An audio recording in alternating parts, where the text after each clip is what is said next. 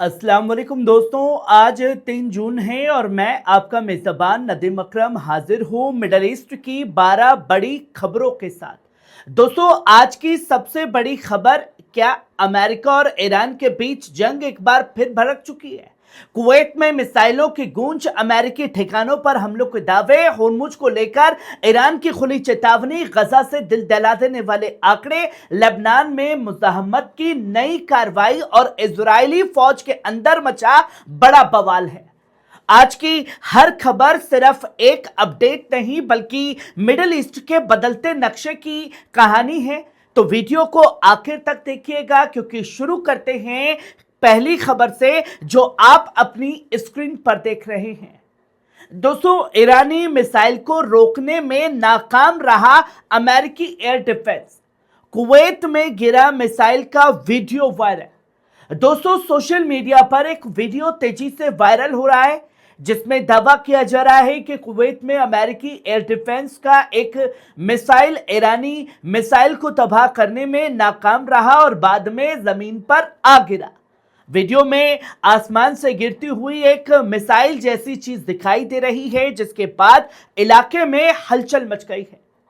इस वीडियो और दावे की अभी तक अमेरिका ने तस्दीक नहीं की है, लेकिन इस वीडियो ने एक बार फिर खाड़ी में बढ़ते तनाव और अमेरिका ईरान टकराव को लेकर कई बड़े सवाल खड़े कर दिए हैं। वहीं आप ये दूसरी खबर देखिए, ईरान का पलटवार, आईआरजीसी का दावा, अमेरिकी ठिकानों पर मिसाइल और ड्रोन हमला। दोस्तों, सेंटकॉम बोला सब नाकाम। मिडल ईस्ट में इस वक्त बड़ी खबर सामने आई, जहां ईरान की रिवोल्यूशनरी गार्ड यानी आईआरजीसी ने दावा किया कि उसने खाड़ी में मौजूद अमेरिकी फौजी ठिकानों पर मिसाइल और ड्रोन हमले किए हैं। ईरान का यह साफ तौर पर कहना है कि अमेरिकी 5th फ्लीट के हेडक्वार्टर, एयरबेस और हेलीकॉप्टर को निशाना बनाया गया है। यह कार्रवाई कथित तौर पर केशम द्वीप के दक्षिण में एक कम्युनिकेशन टावर पर अमेरिकी हमले के जवाब में की गई है, लेकिन दूसरी तरफ अमेरिकी सेंटकॉम का कहना है कि सभी ईरानी मिसाइल या तो रास्ते में रोक ली गई या अपने निशाने तक पहुंच ही नहीं सकी है और किसी भी अमेरिकी ठिकाने को कोई नुकसान नहीं हुआ है। यानी दावे और जवाबी दावों के बीच खाड़ी का तनाव एक बार फिर खतरनाक मोड़ पर पहुंच गया है। वहीं आप ये तीसरी खबर देखिए, ईरान की अमेरिका को खुली धमकी। दोस्तों, ईरान की रिवोल्यूशनरी गार्ड यानी आईआरजीसी ने बड़ा दावा करते हुए कहा कि केशम द्वीप पर अमेरिकी हमले के जवाब में कुवैत में मौजूद अमेरिकी फौजी ठिकानों पर सटीक मिसाइल हमले किए गए। आईआरजीसी का साफ तौर पर कहना है कि इन हमलों में अमेरिकी ठिकानों को निशाना बनाकर तबाह किया गया और कई सैन्य पोजीशन आग की लपटों में घिर गई है।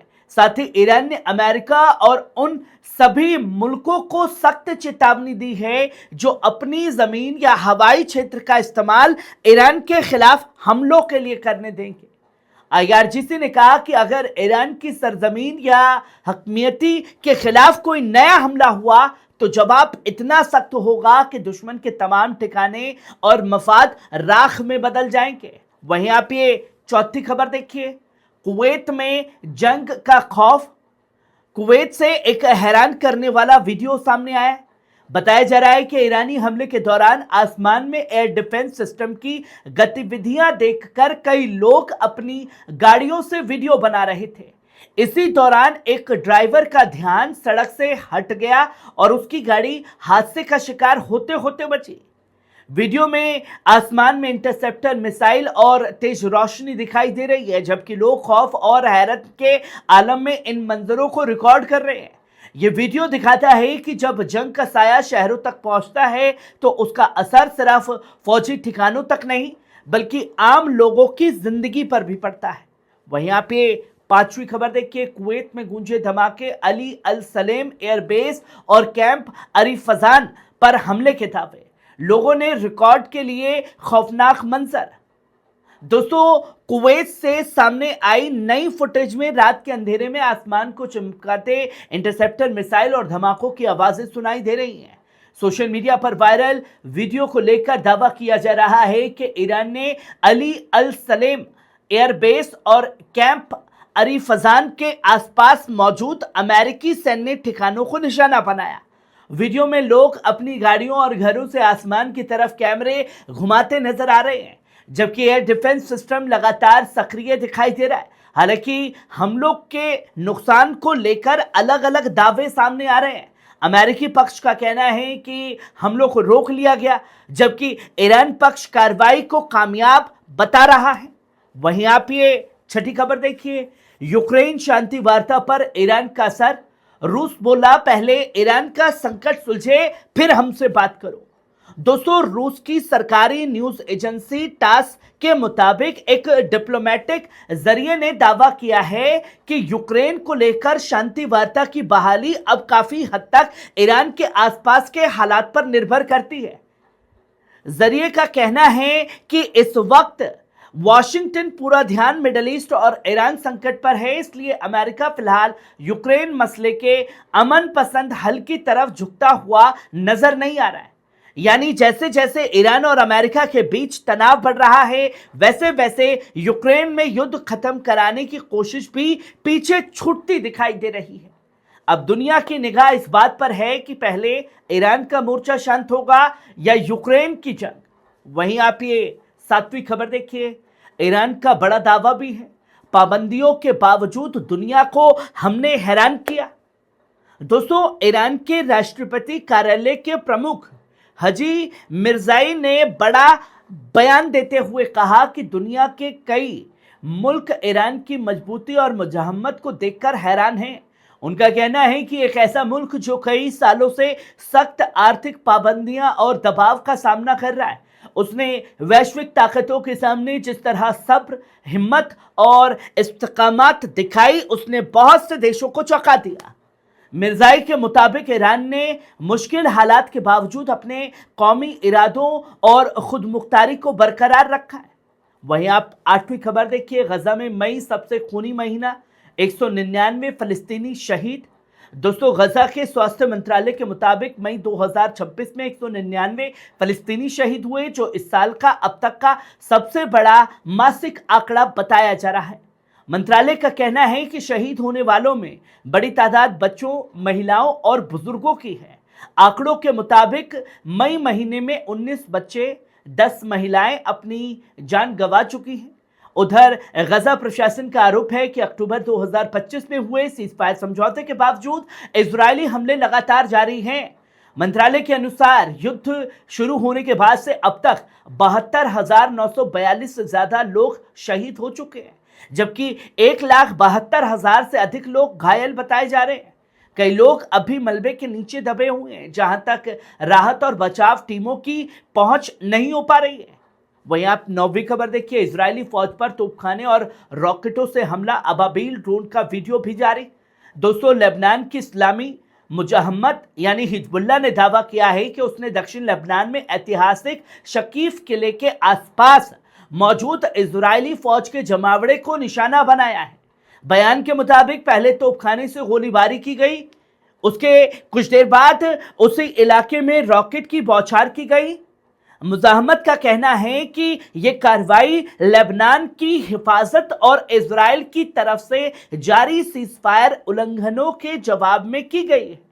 इसी बीच संगठन के सैन्य मीडिया ने एक वीडियो भी जारी किया, जिसमें कथित तौर पर अबाबील ड्रोन के जरिए इजरायली आयरन डोम सिस्टम के एक लॉन्चर को निशाना बनाते हुए दिखाया गया है, जिसकी तस्वीर और वीडियो हिजबुल्लाह ने जारी की है। वहीं आप ये 10वीं खबर देखिए, इजरायली फौज में बड़ा बवाल, टॉप अफसर से इस्तीफा लिया गया, जांच के बीच करियर हुआ खत्म। दोस्तों, इजरायली फौज से एक बड़ी और चौंकाने वाली खबर सामने आई है। ऑपरेशन डायरेक्टरेट के वरिष्ठ अधिकारी यिसाएल शोमर ने अचानक अपनी सेवा समाप्त करने और रिटायरमेंट की मांग की, जिसे चीफ ऑफ स्टाफ ने फौरन मंजूर कर लिया।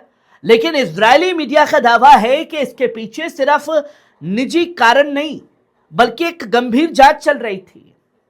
रिपोर्ट के मुताबिक शोमर से मिलिट्री पुलिस ने पूछताछ की और उन पर अपने ओहदे का गलत इस्तेमाल करते हुए एक अधीनस्थ महिला अधिकारी के साथ संबंध रखने का शक जताया गया। दिलचस्प बात यह है कि शोमर को भविष्य में मेजर जनरल के पद पद का मजबूत दावेदार माना जा रहा था, लेकिन जांच शुरू होने के उसी दिन उनका सैन्य करियर खत्म हो गया। फिलहाल इजरायली फौज ने इन आरोपों पर कोई जानकारी अभी तक नहीं दी है। वहीं आप 11वीं खबर देखिए, अमेरिकी सीनेटर का बड़ा हमला। दोस्तों, अमेरिका में ईरान जंग को लेकर सियासी घमासान तेज हो गया है। डेमोक्रेट सीनेटर क्रिस बेन होलन ने राष्ट्रपति डोनाल्ड ट्रंप पर हमला बोलते हुए कहा कि इजरायली प्रधानमंत्री नेतन्याहू पिछले 40 सालों से अमेरिका को ईरान के साथ जंग में धकेलना चाहते थे। वैन होलन का दावा है कि अब उन्हें ऐसा अमेरिकी राष्ट्रपति मिल गया जो इस रास्ते पर चलने को तैयार हो गया। सीनेटर ने ट्रंप की नीति को लापरवाह बताते हुए कहा कि इस जंग का खामियाजा अमेरिका और पूरे इलाके को भुगतना पड़ सकता है। उनके इस बयान ने वॉशिंगटन में ईरानी नीति को लेकर नई बहस छेड़ दी है। वहीं आप आखिरी और 12वीं खबर देखिए, ईरान का बड़ा ऐलान है। दोस्तों, ईरानी संसद की प्रेसिडेंट्स काउंसिल ने एक सदस्य ने बड़ा बयान देते हुए कहा कि ईरान किसी भी ऐसे मसले पर कोई रियायत नहीं देगा जो ईरानी अवाम या एक्सिस ऑफ रेजिस्टेंस के मफाद से जुड़ा हो। उन्होंने साफ कहा कि होर्मुज को ईरान अपने इलाके का अहम हिस्सा मानता है और वहां से गुजरने वाले जहाजों को विभिन्न सेवाओं की जरूरत पड़ती है। इस बयान को ऐसे वक्त में बेहद अहम माना जा रहा है जब होर्मुज को लेकर क्षेत्रीय तनाव लगातार बढ़ रहा है। ईरान का ये रुख साफ तौर पर दिखाता है कि तेहरान अपने रणनीतिक और क्षेत्रीय हितों पर किसी भी तरह का दबाव स्वीकार करने के मूड में नहीं है। जो तस्वीरें मिडल ईस्ट से सामने आई हैं, दोस्तों, ये थी मिडल ईस्ट की 12 सबसे बड़ी अहम खबरें। आपको कैसी लगी कमेंट बॉक्स में आकर के अपनी राय जरूर दीजिएगा। शुक्रिया।